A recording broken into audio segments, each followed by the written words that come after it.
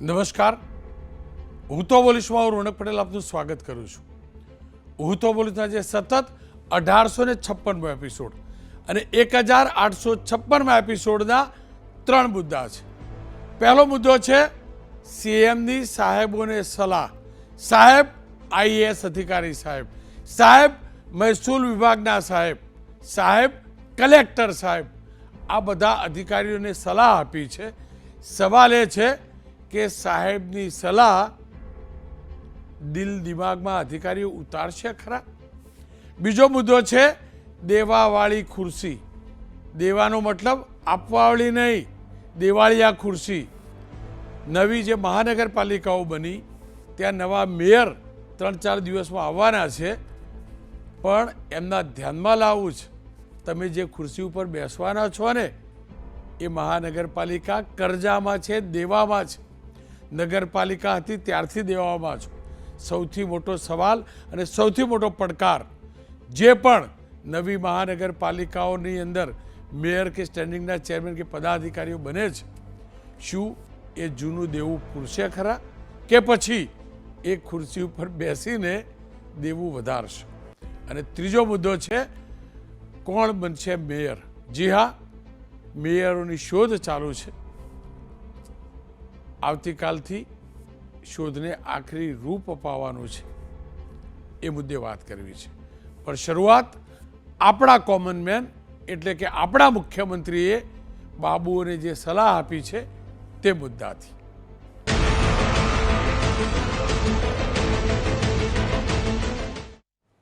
આપણે તમામ લોકો જાણીએ છીએ અને સામાન્ય ચર્ચા જ્યારે પણ ભ્રષ્ટાચારની થાય એટલે આપણને ખાખી વર્દી યાદ આવે છે. કારણ કે એ સીધું પબ્લિક ડીલ કરે છે. રોડ ઉપર હપ્તા લેતા પકડાય છે, રોડ ઉપર એની ચર્ચા થાય છે, 4 રસ્તે દેખાય છે એટલે ચર્ચા થાય છે. પણ જાણકારો હંમેશા એ પણ કહેતા રહ્યા છે ગૃહ વિભાગ કરતાં પણ વધુ ભ્રષ્ટાચાર મહેસૂલ વિભાગમાં થાય છે, જેનું નામ જ મહેસૂલ છે. મહેસૂલ વિભાગ રાજ્ય સરકારની મહેસૂલ વધારવા માટે હોય છે, નહીં કે કોઈ અધિકારીની આવક વધારવા માટે.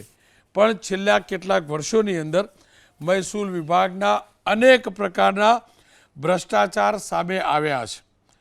ગયા વર્ષે જ આપણે જાણીએ છીએ આઈએએસ અધિકારી અને સુરેન્દ્રનગરના કલેક્ટર રાજેન્દ્ર પટેલ, એમના વિર આરોપ લાગ્યા. જાન્યુઆરી 2026માં ઈડીએ ગુનો દાખલ કર્યો, કેસ કર્યો, તપાસ કરી. જમીનનું કૌભાંડ હતું, બિન ખેતીની પરવાનગી આપવાનું, એને એનઓસી આપવાનું, અને મહેસૂલ વિભાગમાં સૌથી વધુ ભ્રષ્ટાચાર થતો હોય તો જમીનને એને એનઓસી આપવાનું, ભ્રષ્ટાચાર થતો હોય તો જમીનના પ્રીમિયમોને લઈને. ચોક્કસથી બધું ઓનલાઈન કરાયું છે કહેવાય છે, પણ આપણે તમામ લોકો જાણીએ છીએ. અનેક વાર આ ધ્યાનમાં આવ્યું છે. એન્ટી કરપ્શન બ્યુરો હવે તપાસ કરી રહ્યું છે અને જમીનની ફાઇલો ઝડપથી પાસ કરવા માટે સ્પીડ મની તરીકે લાંચ વસૂલવામાં આવતી હતી. અને એ મોટો ગુનો પણ દાખલ થયો, મોટો કેસ પણ દાખલ થયો અને કલેક્ટર સાહેબ સહિત એમના અંગત મદદનીશ વિરુદ્ધ પણ તપાસ થઈ. 100 કરોડ રૂપિયાથી વધુ લાંચનો પણ એમની સામે એ ગુનો નોંધાયો હતો. આપણે જાણીએ છીએ કલેક્ટર સાહેબ એ જ સુરેન્દ્રનગરથી, માફ કરજો, ગાંધીનગરના કલેક્ટર સાહેબ, પૂર્વ કલેક્ટર ગાંધીનગરના SK લાંઘા સાહેબ, એમના કાર્યકાળ દરમિયાન પણ આ જ પ્રકારે એને એનઓસી સહિતના અનેક ગુના નોંધાયા, અનેક આરોપ લાગ્યા. કલેક્ટર સાહેબ, ડિસ્ટ્રિક્ટ મેજિસ્ટ્રેટ સાહેબ, ડીએમ સાહેબ, મારા રાજ્યની અંદર મેજિસ્ટ્રેટ જેમની આગળ લાગે એ ડીએમ સાહેબની ધરપકડ થાય, અને પણ ભ્રષ્ટાચારી તરીકે. સુરતમાં એક સમયે કલેક્ટર રહી ચૂકેલા આયુષ ઓક, તેમની ઉપર પણ એ જ પ્રકારના આરોપો લાગ્યા. તેમની ઉપર પણ વિવાદાસ્પદ ફાઇલ મંજૂર કરવાના આરોપ લાગ્યા. એ જ પ્રકારે આઈએએસ અધિકારી કે રાજેશ, એ પણ સુરેન્દ્રનગરના. આ સુરેન્દ્રનગરમાં ખબર નથી છે શું, 2-3 કલેક્ટરો, માફ કરજો, ડિસ્ટ્રિક્ટ મેજિસ્ટ્રેટ સાહેબ. કલેક્ટર તો પેલા અંગ્રેજી શબ્દ છે, અંગ્રેજો આપી ગયા છે કલેક્શન કરવું, મહેસૂલ એટલે કલેક્ટ. પણ એમની ઉપર તો આરોપ પાછા હથિયાર પરવાના પણ લાગેલા હતા. સરકારી જમીનમાં ગેરકાયદેસર લાભાર્થીઓને જમીન ટ્રાન્સફર કરી આપવાના પણ આરોપ લાગ્યા હતા.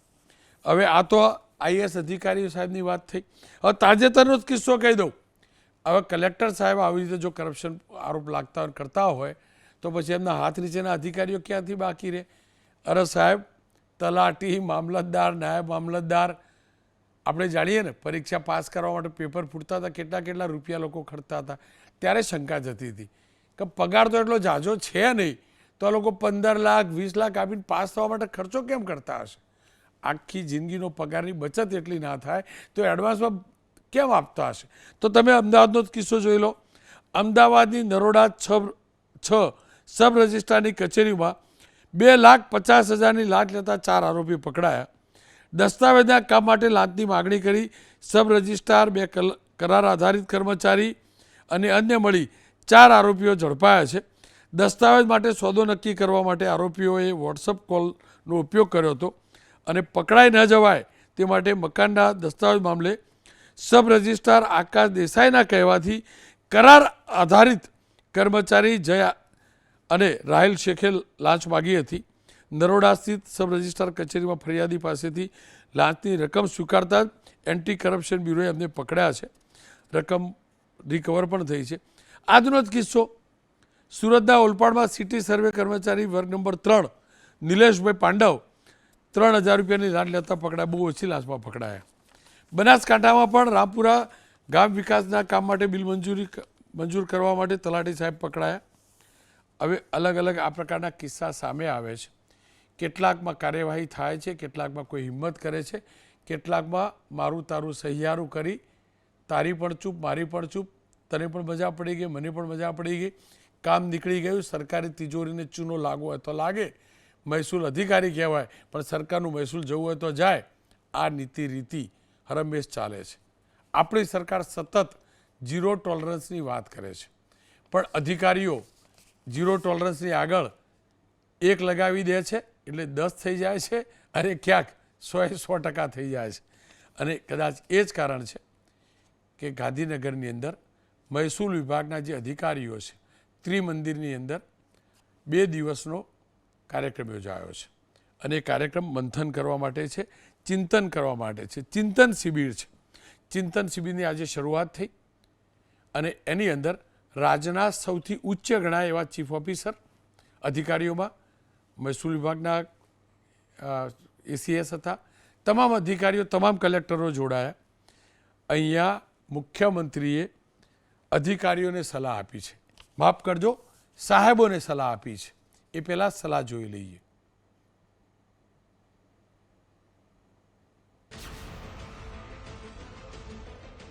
બધા જ પ્રશ્નોનું સમાધાન તમારી પાસે છે અને છતાંય ઘણી વખતે અમારા સ્વાગત ઓનલાઈન ઉપર પ્રશ્નો આવે સ્વાગતના કાર્યક્રમમાં, તો આપણને એમ થાય કે આ તમારે પ્રશ્ન અમારે ક્યાં સુધી અહીંયા સુધીને આવ્યા છે. પછી એ દિવસે તમે તૈયાર કરી નાખો પાછા કે ભાઈ આપણે હવે આજે તો કરી જ નાખવું પડશે, હવે જે થયું હોય એ થયું. અત્યાર સુધી કોણે કર્યું, કોણે ના કર્યું.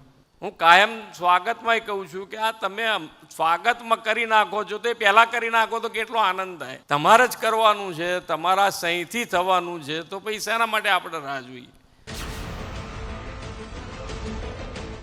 હોશિયાર કેટલા બધા થઈ ગયા લોકો, તમે આપણે જવાબ ના આપી શકીએ એવા. હમણાં આ છેલ્લા સ્વાગતમાં જ એક ભાઈ આવ્યો હતો સરપંચ, તેણે રોડ અદલા બદલી કરી લીધી સરપંચ તરીકે.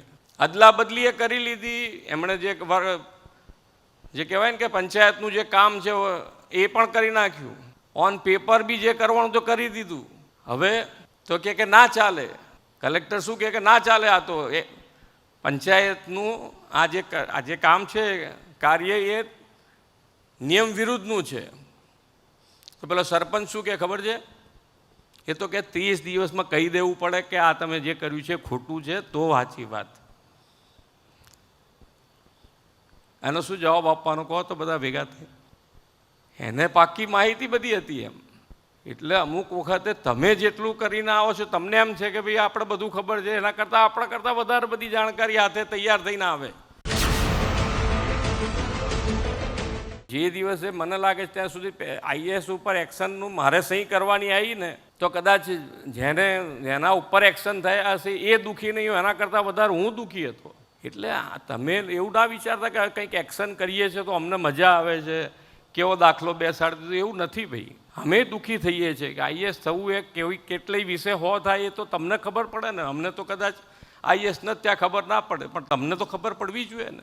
મા બાપની શું પરિસ્થિતિ થાય, પતિ પત્નીની શું પરિસ્થિતિ થાય, છોકરાઓની શું પરિસ્થિતિ થાય, બધાય ભણી ગયા છે. આપણે વાલ્યો ને વાલ્મીકીએ ભણી ગયા છે ને હારા ઉદાહરણ બધા એના મગજમાં છે, પણ આપણા જીવનમાં ક્યારે કરવું એ આપણે વિચારવાની વાત છે. દાદાને આપણે સીએમની સાથે ચીફ મિનિસ્ટર નહીં પણ કોમન મેન પણ માનીએ છીએ, અને આ જ કોમન મેનની વ્યથા છે.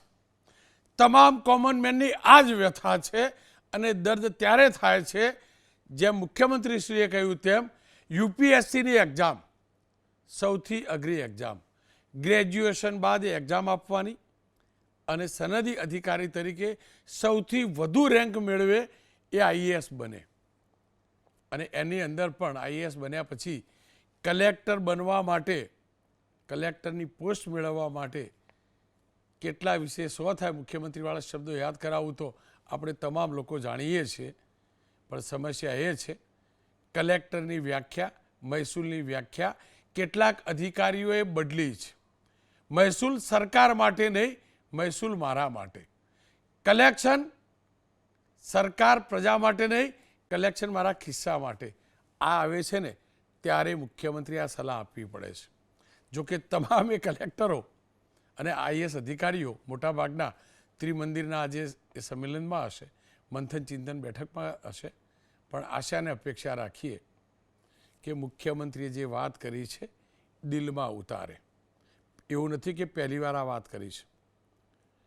વિજયભાઈ જ્યારે તત્કાલીન મુખ્યમંત્રી હતા ત્યારે પણ આ કહેતા હતા, ખુદ મહેસૂલ એમની પાસે હતું તો પણ આ કહેતા હતા.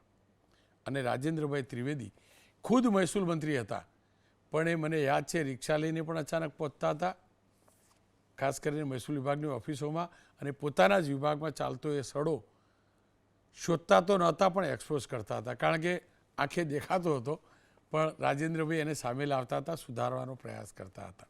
અને એટલે જ ચર્ચામાં એચ.એસ. પટેલ સાહેબ પૂર્વ આઈએએસ અધિકારી છે અને રાજેન્દ્રભાઈ ત્રિવેદી પૂર્વ મહેસૂલ મંત્રી છે. બંનેને જોડું છું. અને રાજેન્દ્રભાઈ ત્રિવેદીનો તો ફાયદો એટલો છે, પૂર્વ વિધાનસભાના અધ્યક્ષ પણ ખરા, કાનૂન મંત્રી પણ ખરા અને મહેસૂલ મંત્રી પણ ખરા. એટલે ત્રિવેદી સાહેબ ભૂલથી કોઈ બધું આડું બોલી જવું, આ તો આઈએએસ માટે બોલવાનું તો માફ કરજો ને બચાવી લેજો, પણ મારે આ સમજવું છે તમે જે અભિયાન કરેલું, દાદા આજે કહી રહ્યા છે, ખરેખર દિલ સુધી પહોંચે છે ખરું? આત્માને ટચ થાય છે ખરું? સુધાર થાય છે ખરો?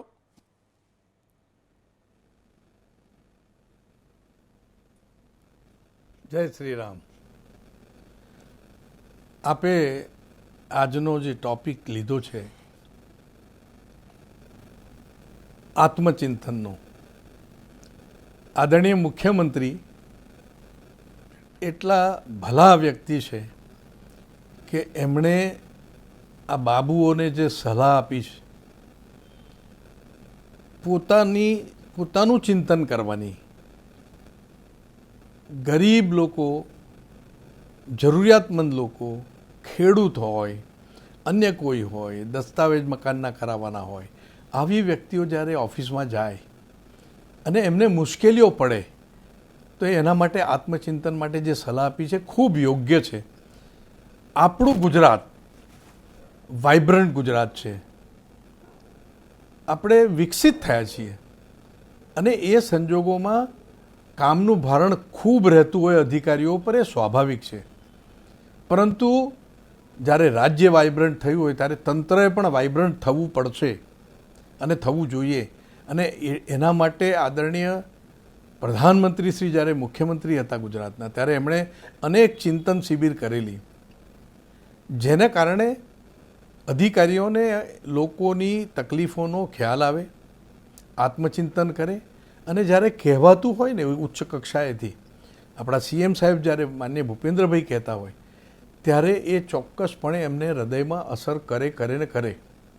પણ એવું તો ન થવું જોઈએ કે સીએમ સાહેબની સલાહ ઝાંપા સુધી, આ તો ન થવું જોઈએ. અને હું તો 10 જ મહિના મહેસૂલ મંત્રી રહ્યો હતો, પણ મને ખબર છે કે આ તંત્રને ચેતનવંતું બનાવવા માટે એમના પર ખૂબ દાબ પણ રાખવો પડે અને પગલાં પણ જરૂર પડે લેવા જોઈએ. દુઃખ તો થાય આપણને પગલાં લઈએ ત્યારે, પરંતુ ખરેખર હિંમતભેર આવા પગલાં લેવાવા જ જોઈએ.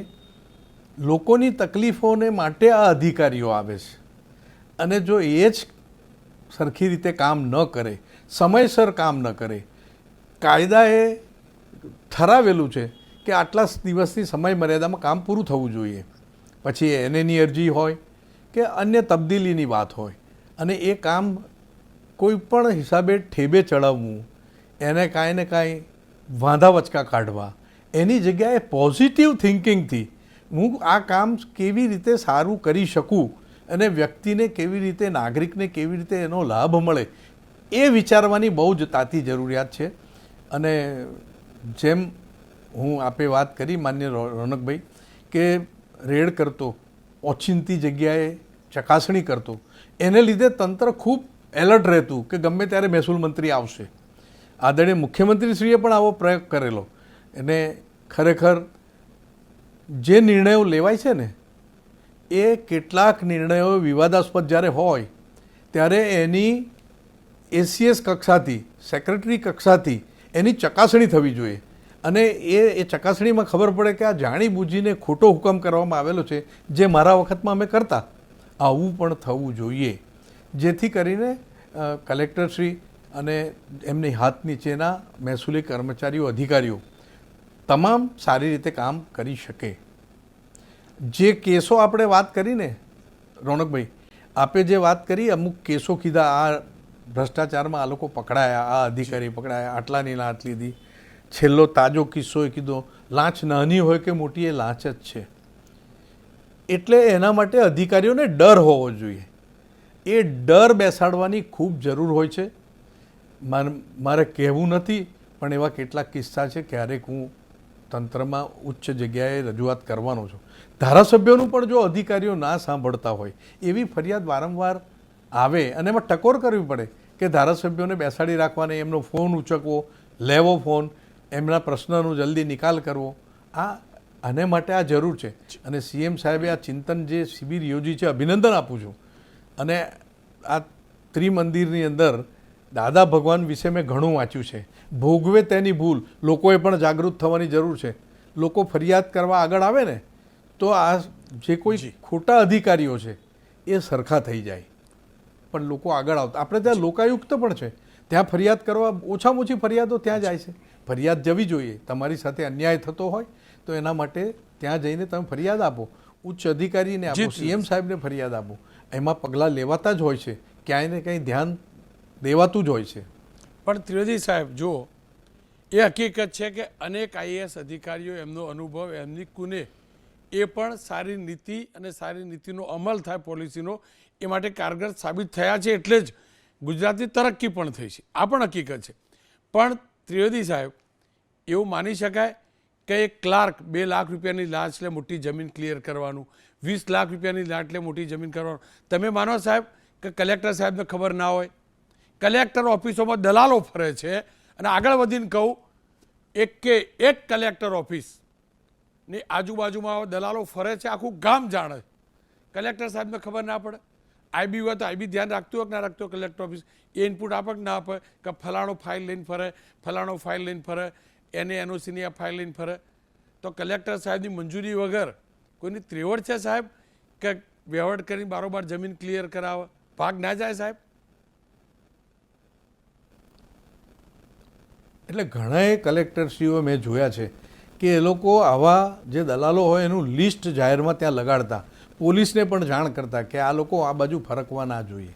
આ બધી કાર્યવાહી સારા કલેક્ટરો કરતા આવેલા છે. મને એક કિસ્સો યાદ છે કે રાજકોટના એક વખતના કલેક્ટર, જેમણે 400 NAની અરજી દફતરે કરી દીધેલી અને એની મોટી ફરિયાદ આવેલી, જ્યારે છાપાઓમાં ખૂબ આવ્યું, વકીલોએ ફરિયાદ કરી અને એ માહિતી જ્યારે આવી મારી પાસે રેવન્યુ મિનિસ્ટર તરીકે, તાત્કાલિક મેં એમને કીધું કે આ તાત્કાલિક 400 અરજીનો નિકાલ થવો જોઈએ. તો એ કે હું નવી અરજીઓ મંગાવી લઉં. મેં કહ્યું નવી અરજીઓ મંગાવો તો મારી ટર્મ બી પૂરી થઈ જશે. એ જ અરજીઓને તમે સુઓ મોટો લો. એટલે એક વકીલ હોવાના કારણે આ સમજણથી જ્યારે મેં એમને કીધું, એમણે 400 અરજીએ સુઓ મોટો લીધું અને લગભગ 450 અરજીઓ એમણે મંજૂર કરી અને 25 અરજીઓ જે નામંજૂર કરી એના કારણો અમને સહિત મોકલી આપ્યા. તો તંત્ર ઉપર આ જે દબાણ લાવવું જોઈએ જેથી લોકોની ફરિયાદનો નિકાલ પણ ઝડપથી થાય. પણ મારો સવાલ બીજો સાહેબ, મારો સવાલ એ છે કલેક્ટરના ધ્યાન બહાર વ્યવહાર થાય આટલા મોટા નંબર 1, નંબર 2 સાહેબ, એક નાગરિક તરીકે, એક વકીલ તરીકે પક્ષ ભૂલી જજો, પવિત્ર ભાવે કહેજો. તમે પ્રમાણિક તો હો છો પણ પવિત્ર ભાવે કહેજો, શું જમીનની NOCના વહીવટ નથી ચાલતા? સ્ક્વેર ફીટના ભાવ નથી ચાલતા? બજારમાં એવું સંભળાય છે ખરું, લોકો આવી વાતો કરે છે ખરા, આની ચકાસણી થવી જોઈએ. એટલે જે તે એમાં લોકોનો પણ વાંક છે થોડો. આપણે એવું જોઈએ માનીએ રોનકભાઈ કે હું જ્યારે કોઈ કામ માટે જાઉં છું અધિકારી પાસે, તો હું શા માટે એવા ખોટા પૈસા આપું? શા માટે હું એની વાતને સરેન્ડર થઉં? આ પણ એટલું જ જરૂરી છે. લોક જાગૃતિ પણ એટલી જ જરૂરી છે. લોકો આપે નહીં પૈસા તો કામ તો થવાનું જ છે, વહેલું મોડું થાય, પણ એનાથી એક ઘરેડ ઊભી થશે અને તો આ અધિકારીઓ આત્મચિંતન કરવા પ્રેરાશે કે લોકો જાગૃત થયા છે. ત્રિવેદી સાહેબ, એક અંતિમ સવાલ, શું અધિકારીઓની આખી ચેનલ નથી ગોઠવાતી? બધાની વાત નથી કરતો હું, બધાની વાત નથી કરતો, જ્યાં પણ ચાલે છે ત્યાં.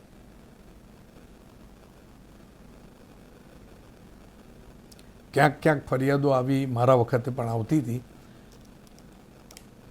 પણ એનું કારણ છે આપણે સ્વયં નાગરિકોએ સ્વચ્છ થઈને, સ્વચ્છ રીતે, અને હું તો દાદા ભગવાનને ખૂબ વાંચ્યા છે મેં.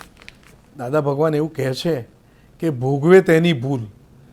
અમે આ ભૂલ કરીએ છીએ એટલે મારે આ ભૂલ સુધારવાની છે. તો આપોઆપ અધિકારી પણ સુધરશે અને એવી હિંમત પણ રાખવી પડશે. ખોટું થતું હોય ફરિયાદ આપો, ખોટું થતું હોય તો એન્ટી કરપ્શનને ત્યાં જાઓ, લોકાયુક્તમાં જાઓ, CM સાહેબને આપો ફરિયાદ. ત્રિવેદી સાહેબ, આપનો ખૂબ ખૂબ આભાર. મારી સાથે HS પટેલ જોડાયા છે. HS પટેલ સાહેબ ખુદ IAS રહી ચૂક્યા છે, કલેક્ટર રહી ચૂક્યા છે, કમિશનર રહી ચૂક્યા છે, બોર્ડમાં MD રહી ચૂક્યા છે. પટેલ સાહેબ, બહુ અઘરું તો હોય IAS બનવું. તમે સ્પીપામાં લેક્ચર લેવા જાઓ છો અને આપણા દીકરા દીકરીઓ મહેનત કેટલી કરે આપણે જાણીએ છીએ, પણ કેમ અવળા રસ્તે જતા રહેતા હશે? શું કરવા મુખ્યમંત્રી આવી ટકોર કરવી પડે?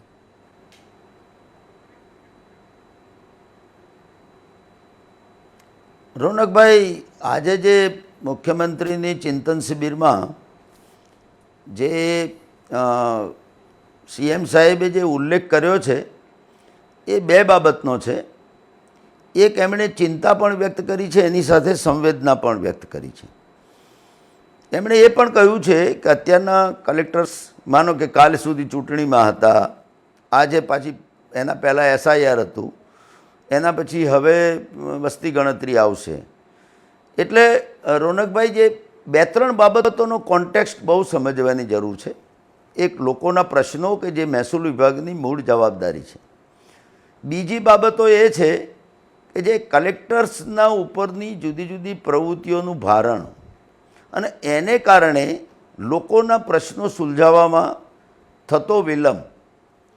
મુખ્યમંત્રીએ જે એક બાબતનો ઉલ્લેખ એ પણ કર્યો કે એ જ્યારે હું પણ કલેક્ટર હતો કે કમિશનર હતો કે જુદી જુદી જગ્યાએ હતો ત્યારે મારા મનમાં પણ એ સ્પષ્ટ છે કે જે વસ્તુ કાયદાથી થતી હોય એ કાલે થતી હોય તો આજે કેમ ન થાય. જો આટલો જ અભિગમ દાખવવામાં આવે ને તો મને એમ લાગે છે કે કોઈ પણ વસ્તુમાં જે પ્રજાના પ્રશ્નો કાયદાને અનુરૂપ જે કરવાના છે એનો નિકાલ થાય. પ્રજામાં વિશ્વસનીયતા ત્યારે જ પેદા થાય કે કોઈ મહેસૂલ વિભાગની એન્ટ્રી છે કે બિનખેતીની મંજૂરી છે કે બીજી જે મંજૂરીઓ જે છે, હું તો તમે જે આજે થોડી ચિંતા વ્યક્ત કરીને જે આખો ભય વ્યક્ત કર્યો છે, રાજેન્દ્રભાઈ ત્રિવેદી પણ મારા મિત્ર છે, એ મહેસૂલ મંત્રી હતા ત્યારે પણ હું એમને ઘણી બધી બાબતોમાં સલાહ સૂચનો પણ કરતો હતો કે સિમ્પ્લિફિકેશન કઈ રીતે કરાય. જો આના જડમાંથી કાઢવું હોય ને તો લોકોની જાગૃતિ, નાગરિકોની પણ એટલી સંવેદનશીલતા અને અધિકારીઓ ઉપરની અકાઉન્ટેબિલિટી. હું એમ કહું છું રોનકભાઈ કે નિયમ પ્રમાણે કાયદા પ્રમાણે કામ ન થયું હોય તો એ અધિકારીની સામે તમે તરત કાર્યવાહી કરો તો એ જ એનો સીધો ઉપાય છે. આ એનો સીધો જ ઉપાય છે. એમ કહું છું કે બિનખેતીની મંજૂરીમાં બિનજરૂરી વાંધા કાઢીને વિલંબ કેમ કરવામાં આવ્યો, કોઈની એન્ટ્રી પાડવામાં કેમ વિલંબ કરવામાં આવ્યો, તો આ બધો જ એનો જવાબ છે. અને હું તો અત્યારે ત્યાં સુધી કહું છું કે હું વર્ષોથી પણ કહું છું કે બિનખેતીની મંજૂરી એ ઔપચારિકતા જ છે, આજે પણ છે. તમે જે મહેસૂલની વાત કરો છો ને એ બેઝિકલી કલેક્ટરનું કામ જ એક જમાનામાં મહેસૂલ ઉઘરાવવું ને રાજ્યનો વહીવટ એ એનો બેઝિક પ્રિન્સિપલ છે. માનો કે એક હેડથી બીજા હેડે જમીનનો ઉપયોગ થાય તો એનું મહેસૂલ ઉઘરાવવું, એ જમીનનો વિશેષ ધારો વસૂલ કરવો એ એટલું જ કામ છે. એ સિવાયનું કોઈ કામ જ નથી. પણ એને બહુ મોટું સ્વરૂપ અપાઈ ગયું છે ને એને કારણે આપણું આખા નેશનલ લેવલે કે ઇવન ગુજરાત લેવલે જે ઇઝ ઓફ ડુઈંગ બિઝનેસમાં જે ઘણીવાર રેન્કિંગ આગળ પાછળ થાય છે એનું કારણ આ છે.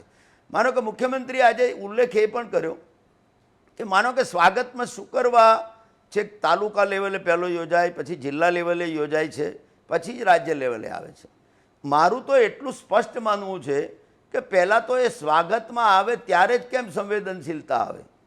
એ જ પ્રશ્નની હું પણ જ્યારે કલેક્ટર હતો કે કમિશનર હતો, રાજેન્દ્રભાઈને પણ ખબર છે, મારા કામ કરવાની પદ્ધતિ પણ ખબર છે કે જે કામ કાયદા પ્રમાણે થતું હોય એમાં વિલંબ શાનો. અને હું રોનકભાઈ બહુ સ્પષ્ટ માનું છું કે જે મહેસૂલી તંત્રની જે હાયરાર્કી છે ને એ હાયરાર્કીમાં જો કલેક્ટર સ્ટ્રોંગ થઈને એના પ્રાંત ઓફિસર, એના મામલતદાર, એના નાયબ મામલતદારની જો કામગીરીની સમીક્ષા જો ન કરે ને અને અકાઉન્ટેબિલિટી ફિક્સ ના કરે ને તો હું બહુ સ્પષ્ટ માનું છું કે એ એમના નિર્ણયોથી દોરવાય છે અને એને કારણે જ વિલંબ થાય છે. હું રોનકભાઈ તમને બીજો આઈડિયલ દાખલો આપું કે સરકાર ધીમે ધીમે આ બધા જ પ્રોવિઝન સિમ્પ્લિફિકેશન કરે છે, પણ સિમ્પ્લિફિકેશનની પાછળ પાછું એક રાઇડર મૂકવામાં આવે કે પાછો અગાઉનો આ પરિપત્ર છે એ પાછો વંચાણે લઈને કાર્યવાહી કરવી. માનો કે ખેડૂત ખરાઈનું પ્રમાણપત્ર જ્યારે રેકર્ડ જ ઓનલાઈન થઈ ગયું છે, તમને ખબર છે કે સાચા ખેડૂતો કોણ છે, તો એ તો તોય પાછી વિવેકાધીન સત્તા કે પાછો ખેડૂત ખરાઈનો આગ્રહ રાખવામાં આવશે નહીં. એટલે આવા બધા ઘણા બધા આસ્પેક્ટ છે જે સીએમ સાહેબે આજે જે ચિંતા વ્યક્ત કરી છે ને એ એટલી જ કરી છે કે તમારી સમક્ષ જે અરજદાર આવે છે એ અરજદાર જે કામ લઈને આવે છે એને તમે યોગ્ય સ્વરૂપે મૂલવી અને નિકાલ કરો, એ જ એમનો અભિગમ છે. અને મેં જે તમને કહ્યું ને કાયદા પ્રમાણે, જો કાયદા હેઠળની અકાઉન્ટેબિલિટી એ આઈએસ ઓફિસર હોય, કલેક્ટર હોય, કમિશનર હોય, સેક્રેટરી હોય, કોઈ પણ કક્ષા હોય, જે દિવસે એની અકાઉન્ટેબિલિટી શરૂ થશે ને એ જ દિવસે આ બધું ઓટોમેટિક સુધરી જશે. બધાની સામે કાર્યવાહી કરવી જોઈએ. બિલકુલ, એવરીવન ઇઝ અકાઉન્ટેબલ. તો મને એવું લાગે છે કે આજે જે મુખ્યમંત્રીએ ચિંતા વ્યક્ત કરી છે એ એમણે સંવેદનાની સાથે એમણે એક અધિકારીઓ પરત્વે સહાનુભૂતિ પણ દાખવી છે. તો મને એમ લાગે છે કે અધિકારીઓએ સમયને અનુરૂપ પ્રજાના હિતમાં કામ કરવું જોઈએ. પટેલ સાહેબ જુઓ, એમને રોનકભાઈ આ 15 થી 20 મિનિટની સ્પીચ હતી અને મેં જ્યારે ત્યારે ટેલિકાસ્ટ કરી એના થોડાક અંશો મેં ચલાવ્યા છે. તમે બધી વાત કરી સાચી, પણ સીએમ સાહેબે આપણા મુખ્યમંત્રીશ્રીએ જે વાત કરી, કાર્યવાહી કરતા અમને દર્દ થાય છે, કોઈ અધિકારીની કાર્યવાહી કરતા દર્દ થાય છે. કાર્યવાહી કરવાના ઉદાહરણો પણ છે, તમે પણ જાણો છો. મારો મુદ્દો એ છે, હું ફરીથી કહું છું, એ તમામ અધિકારીઓને સલામ જેમને મારા ગુજરાતના વિકાસ માટે રાત દિવસ એક કર્યો છે. અનેક પ્રામાણિક અધિકારી છે, પણ મારો મુદ્દો પટેલ સાહેબ બીજો છે. મારો મુદ્દો એ છે કે શું અધિકારીઓ સુધરશે ખરા? ભ્રષ્ટાચારની અંદર જે પણ લોકો, હું તમામની વાત નથી કરતો, સુધારવાનો મતલબ જે બગડેલા છે, જે ભ્રષ્ટાચાર કરે છે, આપ પણ જાણો છો, આખું ગામ જાણે છે. જમીનની એનઓસી ડિલે કેમ કરાય છે, પ્રીમિયમના ખેલ શું ચાલે છે, કોણ કોણ એમાં ગયા, કોણ કોણ નહીં ગયા, તમે જાણો. એ સુધરશે ખરા? અને શું ખરેખર નથી ચાલતું આવું પટેલ સાહેબ? નથી ચાલતા વહીવટો? રોનકભાઈ, એનો એકમાત્ર જવાબ આ છે, મેં જે કહ્યું એ પ્રમાણે, કે દરેક પ્રપોઝલ્સ, દરેક જેની સત્તા મર્યાદા છે એ સત્તા મર્યાદામાં જો એ અધિકારી ટાઈમલી નિર્ણય ના લે તો એની જવાબદારી ફિક્સ તમે કરતા જાઓ, સમયસર નિર્ણયો લેવાય તો કોઈ પ્રજાએ ગેરરીતિનું આચરણ કરવાની જરૂર જ નથી. પણ મૂળ મુદ્દો મેં રોનકભાઈ તમને જ્યારે મળ્યો હતો ત્યારે 2-4 વાર પણ મેં તમને કહ્યું છે કે કયા કયા મુદ્દા ઉપર આઈધર કલેક્ટરશ્રી અથવા કમિશનરશ્રી આઈધર એ બિનખેતીની ફાઇલ હોય કે બીજી ફાઇલ હોય, હજુ તો તમે માનો કે જમીનો બીજી ગ્રાન્ટ કરવાના તો મુદ્દાઓ કોઈ ચર્ચતું જ નથી. ખરેખર તો એ વિષયો એવા છે કે જે સામાન્ય ખેડૂતોને કે સામાન્ય માણસોને વધારે સ્પર્શે છે. માનો કે હમણાં સિમ્પ્લિફિકેશન કર્યું તો હું એમ કહું છું કે જ્યારે ખેડૂતો વગડે એટલે પોતાને ટુકડો જ પાડીને જો એ જમીનનું ખેડે છે તો શું કરવા એ ટુકડા ધારાની રાખવાની જરૂર છે? કારણ કે એનો કોઈ અર્થ જ નથી. એ કાયદાનો અત્યારે જે મૂળભૂત ઉદ્દેશ હતો એ હતો જ નહીં. એટલે રોનકભાઈ, મારું જે કહેવું છે તમને, એ જે તમે જે ભ્રષ્ટાચારની જે વાત કરો છો ને, એ નિર્ણયોમાં ઝડપી આવે. જે અધિકારી જે મિનિટે, મારું એમ કહેવું છે કે મહેસૂલ વિભાગ બિનખેતીની જે ફાઇલો જે છે એનું કયા કારણોસર નામંજૂર કરવામાં આવે છે, કયા કારણસર તરત મંજૂર થઈ જાય છે, તો એ તમે તરત જ એમાંથી તારણ ઉપર આવી શકો છો કે કયો નિર્ણય કયા કારણસર લીધો છે. તો એની સામે તમે કાર્યવાહી કરો અને કાર્યવાહી ઝડપથી જ થવી જોઈએ. જો ઝડપથી નહીં થાય તો એની ઇમ્પેક્ટ નહીં આવે. રોનકભાઈ. જી જી પટેલ સાહેબ, આપનો ખૂબ ખૂબ આભાર. કે ફરી એક વાર કહું છું, અનેક અધિકારીઓએ ગુજરાતના વિકાસની અંદર મહત્વની ભૂમિકા ભજવી છે. અનેક અધિકારીઓ અદ્ભુત પોલિસી બનાવી છે, વિકાસલક્ષી પ્રોજેક્ટ બનાવ્યા છે. એ આપણા જ આઈએએસ છે, આપણા જ કલેક્ટરો છે. પણ કેટલાક ભ્રષ્ટ અધિકારીઓ અને કલેક્ટરો પણ છે. આશા અને અપેક્ષા રાખો ત્રિમંદિર પર આ પવિત્ર ભાવથી જ્યારે મંથન થઈ રહ્યું છે ત્યારે ચોક્કસથી જે દાદાએ સલાહ આપી છે, મુખ્યમંત્રી જે સલાહ આપી છે તેને દિમાગમાં ન રાખે, અધિકારીઓ દિલમાં પણ ઉતારે, આત્માના અવાજથી કામ કરે. કારણ કે દિમાગ, મન ભટકતું રહે છે, દિલ સાચું કરવા માટે પ્રબળ શક્તિ આપતું હોય છે. અને સાચું નાગરિકોના હિતમાં, પ્રદેશના હિતમાં હોય એ જ થતું હોય છે, એ જ થતું હોવું જોઈએ.